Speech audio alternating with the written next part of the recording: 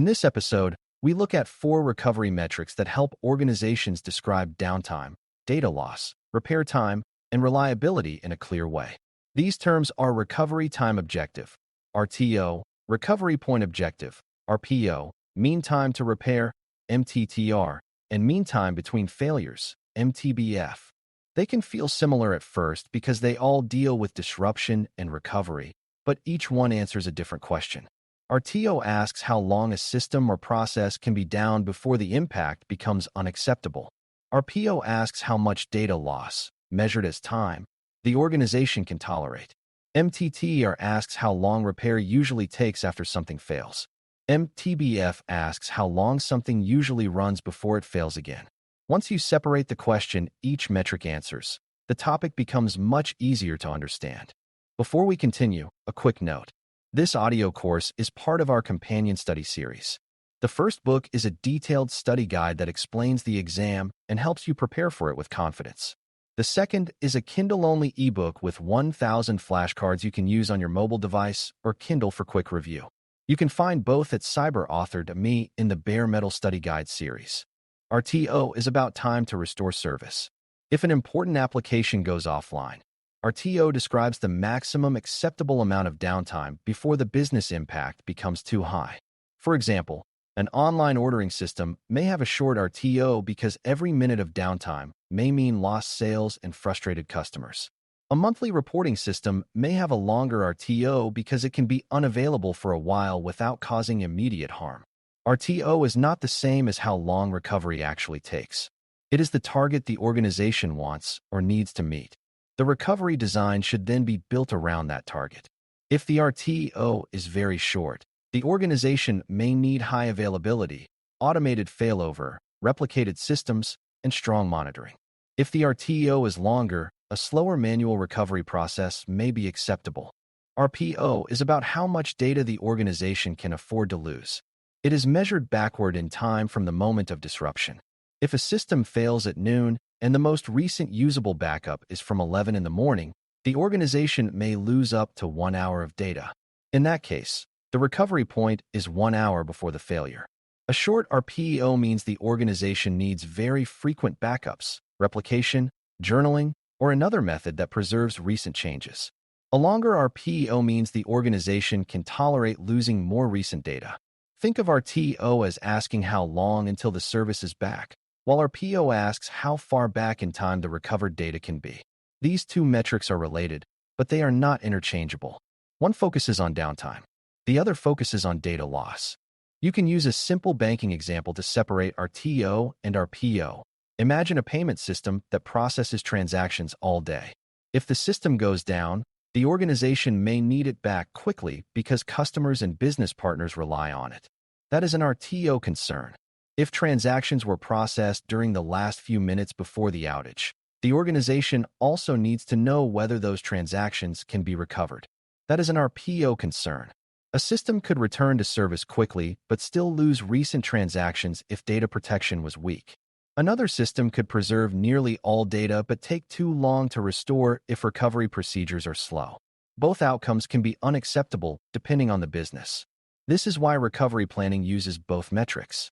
The organization needs to know how quickly service must return and how much recent data can be lost. MTTR is about repair time after a failure occurs.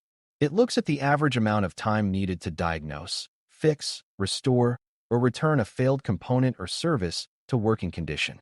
The exact wording can vary slightly in different environments, but for security plus thinking, MTTR is commonly tied to how long it takes to recover or repair after something breaks.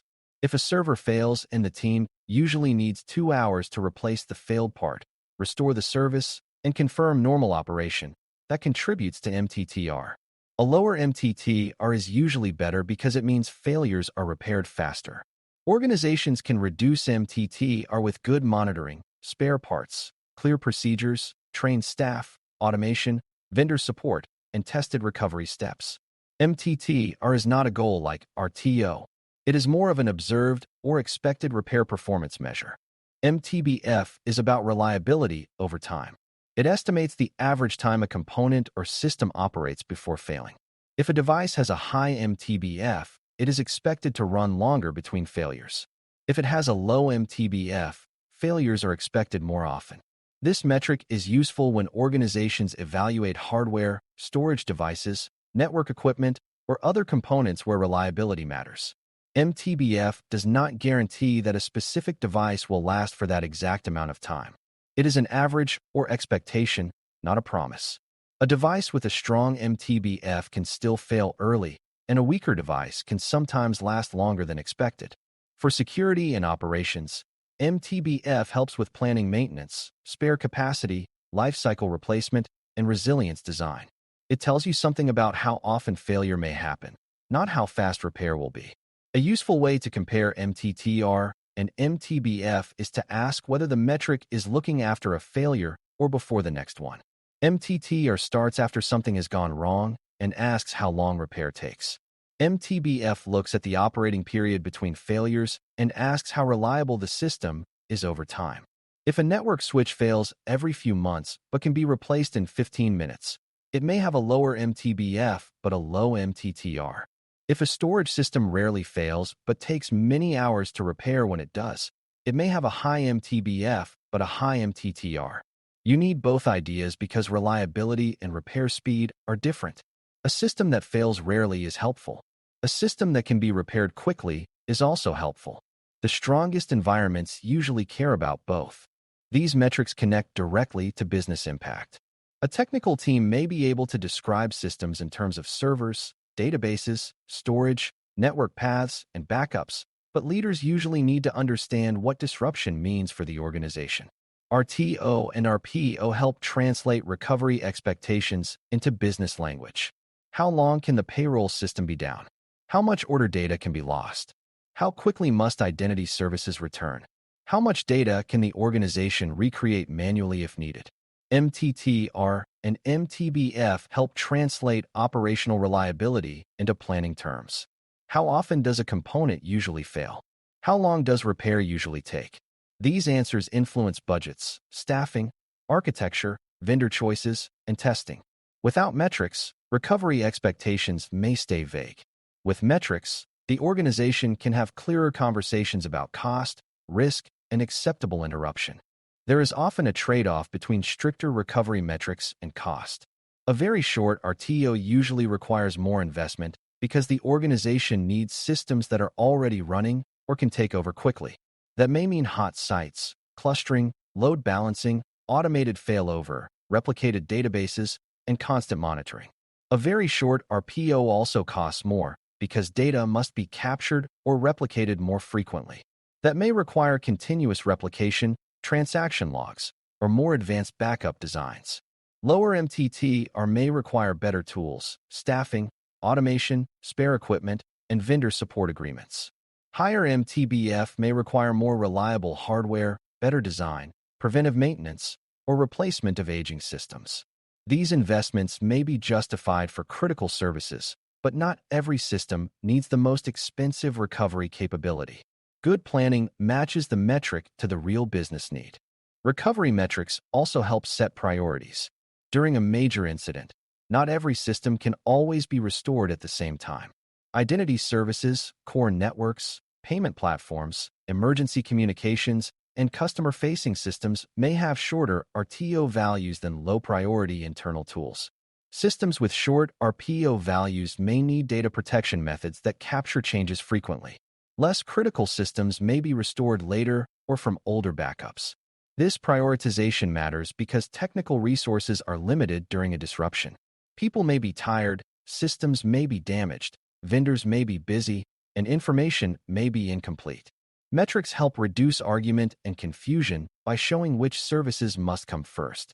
They also reveal dependencies. A system with a short RTO may depend on another system that also needs a short RTO. If the dependency is ignored, the recovery plan may fail even when the main system looks prioritized. One common misunderstanding is treating RTO as a guarantee. If a business says the RTO is 1 hour, that does not mean recovery will magically happen in 1 hour.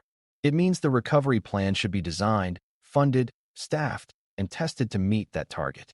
If the current process takes 6 hours, then the 1-hour RTO is only a wish until the organization improves the design. Another misunderstanding is assuming RPO means backup frequency by itself. Frequent backups help, but the organization also has to make sure those backups complete successfully, are protected, and can be restored. You may also see confusion between MTTR and RTO. MTTR describes average repair time based on experience or expectation. RTO describes a target for acceptable downtime. They may influence each other, but they are not the same metric. Another common issue is focusing on one metric while ignoring the others. A system may have excellent backup frequency, giving it a short RPO, but if restoration takes too long, the RTO may still be missed. A system may have fast failover, giving it a short RTO, but if replication is delayed or incomplete, recent data may be lost, and the RPO may be missed. A component may be highly reliable with a strong MTBF, but when it finally fails, repair may be slow because the team lacks spare parts or clear procedures. A component may be repaired quickly, but if it fails constantly, users still experience repeated disruption. Resilience is not about one impressive number. It is about understanding how the numbers work together. The organization needs realistic downtime targets, realistic data loss targets, reliable components, and repair processes that can meet the need. Testing is where these metrics become real. A recovery plan may state that a system has an RTO of 2 hours and an RPO of 15 minutes, but a test may show that restoration takes 4 hours and the latest usable backup is 90 minutes old. That test result is valuable because it exposes the gap before a real crisis. The organization can then improve backup frequency, increase replication, redesign failover, tune restoration procedures, add capacity, or adjust the stated business expectation. Testing also helps measure MTTR because it shows how long teams actually take to repair or restore under controlled conditions. Reliability data over time helps refine MTBF expectations. The point is not to create perfect numbers for a document. The point is to learn whether the recovery design can meet the needs that the business has accepted. For Security Plus questions, look for the wording that tells you what the scenario is measuring. If the question asks how long a system can be down before unacceptable impact occurs, choose RTO. If it asks how much data loss is acceptable or how far back in time recovery can go, choose RPO. If it asks how long repair or restoration usually takes after failure, choose MTTR. If it asks how long a system or component usually operates before failing, choose MTBF. If a scenario says the organization needs to restore service within 4 hours, that is RTO. If it says the organization can lose no more than 15 minutes of transactions, that is RPO. If it describes reducing the average repair time, that is MTTR. If it describes improving reliability so failures happen less often, that is MTBF. The larger lesson is that recovery metrics give clear language to disruption, data loss, repair, and reliability. RTO tells you the acceptable downtime target. RPO tells you the acceptable data loss target. MTTR tells you how long repair or restoration usually takes after failure. MTBF tells you how long a component or system usually runs before failing again. These metrics help organizations design backup strategies, choose recovery sites, plan failover, set priorities, justify budgets, and test whether recovery plans are realistic. They also help you avoid vague thinking. Instead of saying a system should recover quickly, you can ask how quickly. Instead of saying data loss should be small, you can ask how much loss is acceptable. That precision is what makes recovery planning useful, and it is exactly the kind of distinction Security Plus expects you to recognize. Thanks for listening. For more audio courses, daily newsletters, and more, please visit BareMetalCyber.com.